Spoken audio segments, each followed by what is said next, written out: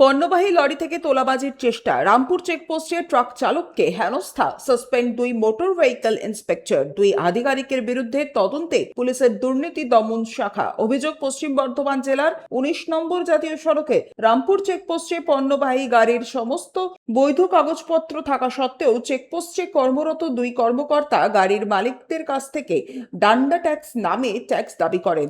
অভিযোগ অনুযায়ী টাকা দিতে অস্বীকার করায় গাড়ি আটক করে রাখা হয়। এরপর গাড়ির মালিকরা বিষয়টি সংশ্লিষ্ট কর্তৃপক্ষের নজরে আনেন। অভিযোগ পাওয়ার পর দুর্নীতি দমন শাখা তদন্ত শুরু করে। তদন্তের প্রাথমিক ফলাফলের ভিত্তিতে অভিযুক্ত 2 কর্মকর্তাকে বরখাস্ত করা হয়েছে। প্রশাসনের পক্ষ থেকে জানানো হয়েছে, তদন্তের চূড়ান্ত রিপোর্টের ভিত্তিতে প্রয়োজনীয় আইনগত ও বিভাগীয় ব্যবস্থা গ্রহণ করা হবে। তবে উল্লেখ্য, এই অভিযোগের তদন্ত প্রক্রিয়া এখনো চলমান। চূড়ান্ত তদন্ত ও আইনি প্রক্রিয়া সম্পন্ন হওয়ার পরই অভিযুক্ত কর্মকর্তাদের বিরুদ্ধে পরবর্তী সিদ্ধান্ত নেওয়া হবে। ডান্ডা ট্যাক্সি দেয়নি বলে ওই জন্য গাড়িটা ধরে দেয়। কবে থেকে দাঁড় করিয়ে রেখেছে? কালকে রাতে 3টের সময় ধরেছে। কত ট্যাক্স চাইছে?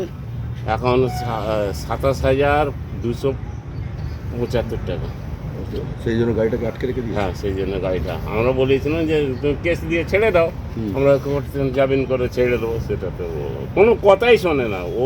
ওদের নিজেদের মতন একজন আমার যে ম্যানেজার ছিল, সে কেউ গাড়িতে তুলে নিল ওদের গাড়িতে, আর আমাকে ওদের লোক দিয়ে এসে এখানে গাড়িটা ঢুকতে দিয়ে বলে যাও, কোনো কথা শুনলো না, এসে কাগজ ধরে দিল। Sanjay Yadav, 99 news Bangla, Rampur checkpost. আপনারা দেখছেন 99 নিউজ বাংলা। বদলাবো আমরা।